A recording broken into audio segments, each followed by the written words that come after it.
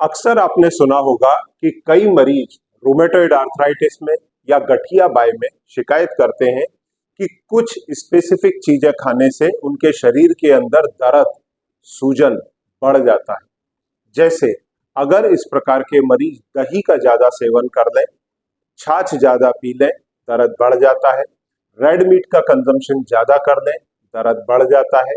Sugary, refined food, डब्बा बंद चीजों का कंजम्पशन ज्यादा करें तो दर्द बढ़ जाता है। ऐसी स्थिति में मरीज एक सुर में बोलता है कि कुछ फूड लेने से मेरा दर्द बढ़ रहा है। डॉक्टर वहीं पर बोलते हैं आप टेंशन मत लो, मैं आपकी दवाइयां बढ़ा देता हूं। रिपरकेशन मरीज के शरीर पर। डॉक्टर कह रहे हैं डाइट से कोई इंपैक्ट नहीं होने वाला क्योंकि ऑटो इम्यून डिजीज है। मरीज कह रहा है सर्टन फूड लेने से मेरा दर्द बढ़ रहा है। अब इन्हीं डॉक्टर साहब से अगर ये पूछा जाए कि हल्दी खाने से सर क्या दर्द बढ़ेगा कि घटेगा, तो डॉक्टर साहब बड़े मजे से बोलेंगे कि नहीं, दर्द घटेगा। अगर उनसे ये बोला जाए कि सर मैं फिश ऑयल के कैप्सूल ले लूं या फिश खा सकता हूं, तो वही डॉक्टर बोलेंगे कि इन्फ्लामेशन को कम करेगा, आप बिल्कुल ले सकते हैं।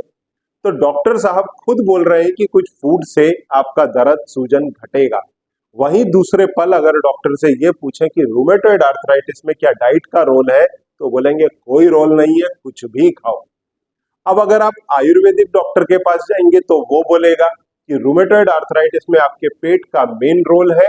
गट से अनडाइजेस्टेड फूड या टॉक्सिन्स एब्जॉर्ब होते हैं ब्लड में और जोड़ों में जाकर के प्रॉब्लम क्रिएट करते हैं, दर्द, सूजन बढ़ता है। एलोपैथिशियन बोलते हैं इससे कुछ होता नहीं, ऑटो इम्यून प्रॉब्लम है। पर अगर ठीक से देखा जाए तो दोनों ही आधी आधी सच बात कर रहे हैं। हमारे शरीर में आने वाला बाहर से एनिमी जो एंटीजन के रूप में आता है, जो पेट से आ सकता है अनडाइजेस्टेड फूड के रूप में, बैक्टीरिया, वायरस के रूप में, किसी पेस्टिसाइड या टॉक्सिन के रूप में, वो हमारे शरीर में आने के बाद में जब इम्यून सिस्टम को एक्टिवेट करता है तो वहां से कुछ एंटीबॉडीज, आरए या एंटी सीसीपी जनरेट होते हैं इम्यून सिस्टम के द्वारा। तो यहाँ एलोपैथिशियन की बात सही है, पहले आपकी आयुर्वेदा वाले डॉक्टर की बात सही है। तो ये एंटीबॉडीज हमारे जॉइंट के हेल्दी टिश्यूज के ऊपर अटैक करके रूमेटॉइड को एग्रीवेट कर देते हैं। ऐसे में अगर आप डाइट को फॉलो करते हैं तो मैंने स्पेसिफिकली देखा है एक एलोपैथिशियन के नजरिए से भी कि आपके जोड़ों के दर्द के अंदर काफी दर्द कम हो जाता है, आपकी बीमारी लगभग रेमिजन की तरफ चली जाती है। तो आज इसी कॉन्टेक्स्ट में हम कुछ ऐसे फूड्स देखेंगे जो किसी भी प्रकार की इंफ्लामेटरी आर्थराइटिस या किसी भी प्रकार की, ध्यान देना, ऑटो इम्यून इलनेस के अंदर आपकी मदद कर सकते हैं।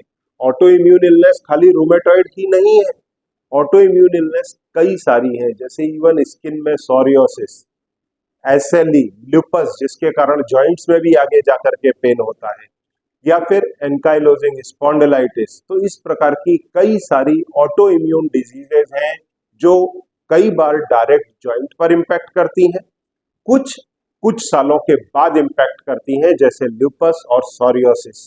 तो आपने देखा है कि ल्यूपस और सोरियोसिस के केसेस में भी जॉइंट्स के अंदर पेन 5 या 10 साल बाद शुरू हो जाता है। तो अगर आप ऐसे में डाइट का ख्याल रखते हैं तो किसी भी ऑटो इम्यून इलनेस के अंदर लाभ पाया जा सकता है। तो इसमें सबसे पहला, इसमें कई सारी चीजें हैं डाइट को लेकर के, और अक्सर आपने देखा है कि इसके अगर मैं वीडियो बनाने जाऊंगा तो घंटों के वीडियोस बनेंगे, इसलिए उसके हम अलग से कोर्सेज भी रन करते हैं।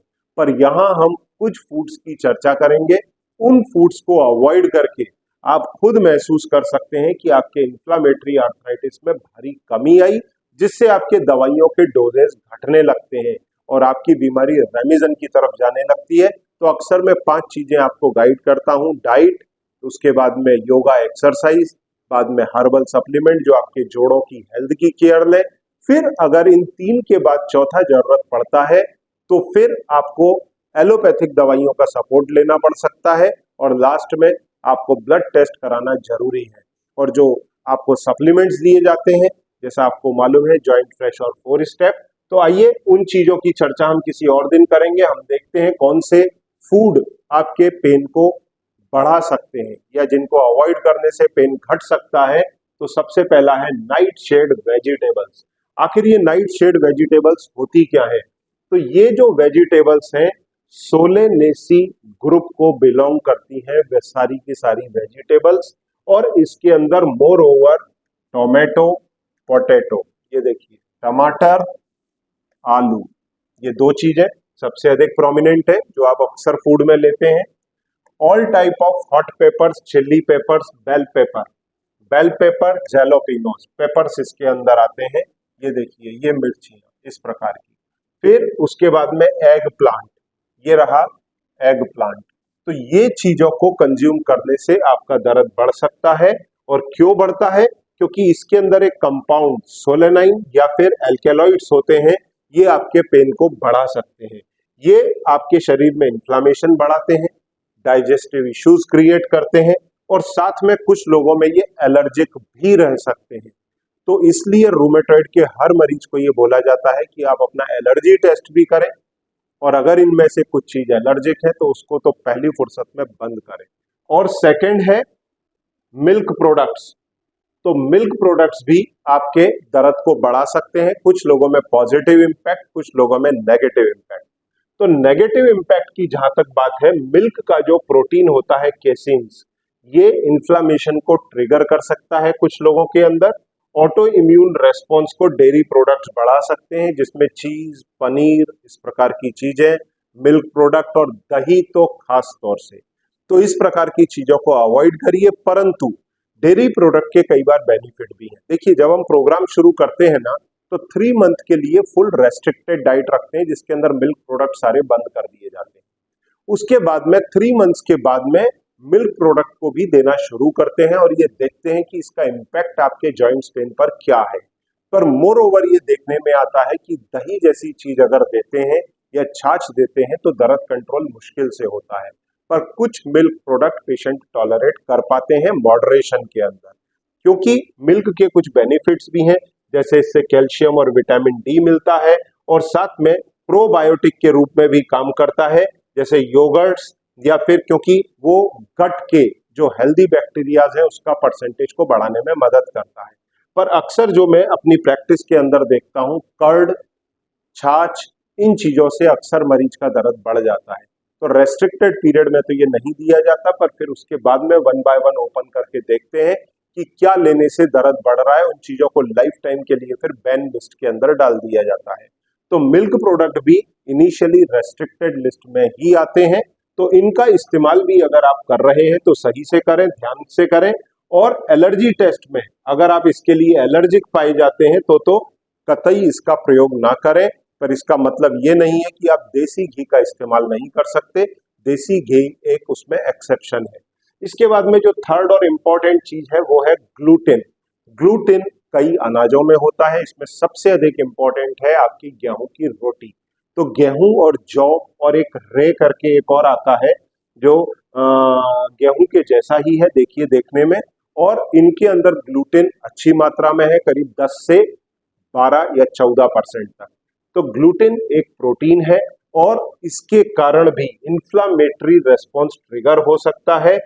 और कई मरीजों में लगभग 4% पेशेंट में सीलियक डिसीज, जो ऑटो इम्यून डिसीज है, मतलब आपके गट में जाएगा, इन्फ्लामेशन पैदा करेगा और आपके गट हेल्थ को पूरी तरह से डिस्ट्रॉय कर देगा। पेशेंट को भारी लूज मोशन लगेंगे, पूरी जीआई के अंदर, गट के अंदर इन्फ्लामेशन हो जाएगा। तो ऐसी स्थिति में कुछ मरीजों में सीलियक डिसीज हो सकती है, जो लगभग 4% लोगों में होती है, ऑटो इम्यून है, और उनके अंदर ग्लूटेन के लिए भारी इंटॉलरेंस पाया जाता है। पर कुछ लोगों में इस प्रकार की स्थिति नहीं होती, पर वो ग्लूटेन के लिए सेंसिटिव होते हैं। तो अगर आपको किसी प्रकार का ऑटो इम्यून इशू है या रूमेटॉइड आर्थराइटिस है, तो आप भी ग्लूटेन लेने से बचें, इसको मोर ओवर अवॉइड करें। पॉसिबल है इसके लिए आपके अंदर सेंसिटिविटी हो, और सीलियक डिसीज तो अलग ही full fledged autoimmune issue है अपने आप में। तो हमें इन चीजों को अवॉइड करना चाहिए। वीट, जौ, रे, इस प्रकार की चीजों को अवॉइड करें चपाती बनाने के लिए, या इवन ब्रेड वगैरह या पास्ता, इस प्रकार की कई सारी चीजें बनाई जाती हैं जिनको आगे भी हम देखेंगे। फिर जो तीसरा और इम्पोर्टेंट फैक्टर है ऑयल्स। देखिए ऑयल्स में मेन ये ध्यान रखिए कि ओमेगा 3, ओमेगा 6। ओमेगा 3 जो है वो एंटी इंफ्लामेटरी है, ओमेगा 6 प्रो इंफ्लामेटरी है। किसी भी ऑयल के अंदर ओमेगा 3, ओमेगा 6 दोनों ही फैटी एसिड रहेंगे, पर अगर ओमेगा 3 का परसेंटेज ज्यादा है और ओमेगा 6 का परसेंटेज कंपैरेटिवली कम है, तो इस प्रकार के ऑयल्स आपके लिए हेल्दी हैं जो भी इंफ्लामेटरी आर्थराइटिस से ग्रसित हैं। तो सबसे पहले हम इसके बेनिफिट्स देख लेते हैं, जिनमें ओमेगा 3 फैटी एसिड हाई है, एंटी इंफ्लामेटरी प्रॉपर्टीज है। इन ऑयल्स के अंदर जो कोल्ड प्रेस ऑयल है उसका इस्तेमाल करें, मतलब जो हीटिंग प्रोसेस से ना बने हो, क्योंकि उसमें न्यूट्रिशन पूरी तरह से इंटैक्ट रहता है। दूसरा, जैसे कुछ एक ऑयल्स है, flaxseed oil, chia seed oil या इवन ऑलिव ऑयल, पर ये काफी महंगा आता है। और ऑलिव ऑयल में ओलेकेंथॉल करके जो है एक्टिव मॉलिक्यूल होता है जो एंटी इंफ्लामेटरी का काम करता है, एक एंटीऑक्सीडेंट है। और इसके apart grape seed oil, avocado oil और देसी घी, मैंने आपको कहा था ना पहले भी कि देसी घी मिल्क प्रोडक्ट्स में एक्सेप्शन है, वो आप ले सकते हैं। साथ में फिश या फिर जिसके अंदर omega 3 fatty acid, fish oil, इनके अंदर काफी अच्छा ओमेगा 3 फैटी एसिड है। कुछ फिश भी इधर मेंशन किए हैं जैसे साल्मन और सार्डिन्स। तो फिश ऑयल या फिश का कंजम्पशन किया जा सकता है, वो सेफ है। उसके जो बेनिफिट है जो इन ऑयल्स के हैं वो है कि ये इन्फ्लामेशन को घटाता है और आपके जॉइंट्स की हेल्थ को इंप्रूव करता है। वहीं पर कुछ इस प्रकार के ऑयल्स भी हैं जिनमें ओमेगा 6 का परसेंटेज ज्यादा है, वो आपके जॉइंट हेल्थ को डिटोरिएट करेंगे। इसके अपार्ट अगर ऑयल्स के अंदर ओमेगा 6 के अपार्ट प्रो इंफ्लामेटरी प्रॉपर्टीज होती हैं, जैसे जो हाइड्रोजनेटेड ऑयल्स हैं जिनके अंदर अनसैचुरेटेड फैट या फिर ट्रांस फैटी एसिड्स ज्यादा होते हैं, ये ऑयल आपके इन्फ्लामेशन को बढ़ा सकते हैं। और इन अनहेल्दी ऑयल्स के अंदर मेन आता है जो कि सोयाबीन ऑयल है, कॉर्न ऑयल, सनफ्लावर ऑयल। तो इस प्रकार के ऑयल्स को आपको अवॉइड करना चाहिए और इन ऑयल्स को आप अच्छे से इस्तेमाल कर सकते हैं। और ऑयल भरपूर मात्रा में इस्तेमाल करें अगर आपका वजन कम है तो। अगर आपका वजन अधिक है तो डेफिनेटली आपको रेस्ट्रिक्ट करके अंडर सुपरविजन ऑयल्स का कंजम्पशन करना चाहिए। अब इसके बाद में जो नेक्स्ट और बहुत इंपॉर्टेंट ग्रुप है वो है रिफाइंड कार्बोहाइड्रेट। रिफाइंड कार्बोहाइड्रेट के अंदर आपका इन्फ्लामेशन बढ़ा सकते हैं, ये आपका वेट गेन करा सकते हैं। जैसा अक्सर मैं डायबिटीज के मरीजों को बोलता हूँ, आर्थराइटिस के मरीजों को भी बोलता हूँ, पर डायबिटीज के मरीजों को अक्सर मैं ये बोलता हूँ कि अगर आप रिफाइंड कार्बोहाइड्रेट लेंगे तो उससे आपका ट्राइग्लिसराइड भी बढ़ेगा, वजन भी बढ़ेगा, फैटी लिवर भी बढ़ेगा। लोग क्या सोचते हैं फैट खाने से ऐसा हो रहा है, पर फैट खाने से नहीं, मेन कार्ब्स खाने से हो रहा है। तो ये आपका इन्फ्लामेशन बढ़ाएगा, वेट गेन कराएगा, आपके शुगर स्पाइक कराएगा, ये तीनों ही चीजें होंगी। और इससे होगा क्या, कार्ब्स ज्यादा खाने से आपके बॉडी में फ्री रेडिकल्स ज्यादा जनरेट होंगे। जब आप ग्लूकोज को मेटाबोलाइज करते हैं तो फ्री रेडिकल्स जनरेट होते हैं, जिसको न्यूट्रलाइज करने के लिए बड़ी मात्रा में एंटीऑक्सीडेंट्स चाहिए। नहीं तो ये आपके शरीर में इन्फ्लामेशन बढ़ाएंगे, आपके जॉइंट्स में तकलीफ बढ़ाएंगे। ऐसे में जैसे व्हाइट ब्रेड, क्योंकि व्हाइट ब्रेड बनती किससे है, मैदा से, रिफाइंड फ्लावर से। फिर उसके बाद में शुगर या sugary syrups, even cold drinks या फिर शुगरी स्नैक्स जैसे आप पेस्ट्री, केक्स, इस प्रकार की चीजें अगर खाते हैं तो। फिर प्रोसेस्ड फूड, जो प्रोसेस्ड फूड है उनके अंदर और साथ में जिन फूड्स में प्रिजर्वेटिव्स ज्यादा डले हैं उन्हें अवॉइड करना चाहिए। फिर रिफाइंड ग्रेन्स जिसके अंदर व्हाइट फ्लावर आ गया या पास्ता, इन्हीं चीजों से बनता है। पास्ता किससे बनेगा, मैदा से, तो वो भी रिफाइंड है। तो रिकमेंडेशंस इसके अंदर क्या है कि होल ग्रेन्स प्रीफर करना चाहिए। हालांकि इसके अंदर जितने भी इन्फ्लामेटरी आर्थराइटिस के पेशेंट होते हैं उनमें स्पेसिफिकली मैं 3 प्रकार के आटे प्रीफर करता हूं चपाती के लिए, जिसमें सबसे इंपॉर्टेंट है बकव्हीट। बकव्हीट फ्लावर अगर आप यूज करते हैं तो उतना इन्फ्लामेशन आपका नहीं बढ़ेगा। तो आपको होल ग्रेन्स चूज करने हैं, आपको होल फूड्स पर फोकस करना है और आपको रिफाइंड कार्बोहाइड्रेट लिमिट करने हैं, जिनकी फोटो यहाँ पर डली हुई है।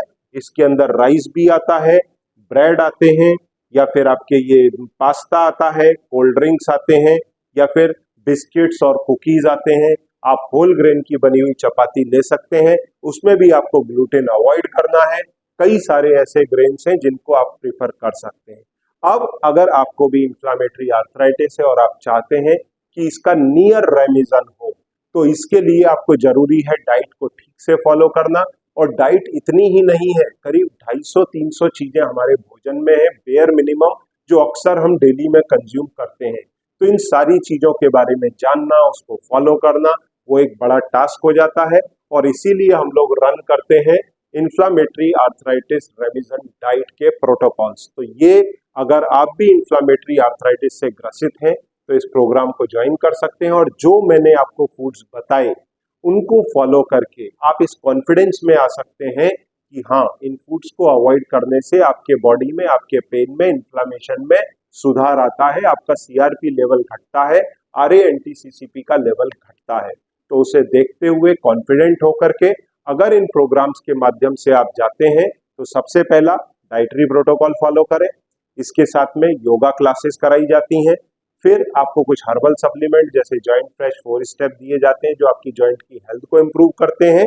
फिर अगर जरूरत होती है तो एलोपैथिक दवाई दी जाती है और हर 3 से 6 महीने में आपको अपने ब्लड टेस्ट तो करना ही है। तो इस प्रोटोकॉल के साथ में अगर आप आगे बढ़ते हैं तो आप अपने इन्फ्लामेटरी आर्थराइटिस का, रूमेटॉइड आर्थराइटिस, एंकाइलोजिंग स्पॉन्डिलाइटिस का ना सिर्फ कंट्रोल बल्कि नियर रेमिशन कर सकते हैं, जिससे आपकी लाइफ कंफर्टेबल और नॉर्मल निकले, आपको डिफॉर्मिटीज वगैरह का या सर्जरीज का सामना नहीं करना पड़े। फिर भी अगर आपके कुछ क्वेरीज हैं तो सामने दिए गए नंबर पर संपर्क करें, मैं और मेरी टीम आपकी जरूर मदद करेंगे। Thank you very much.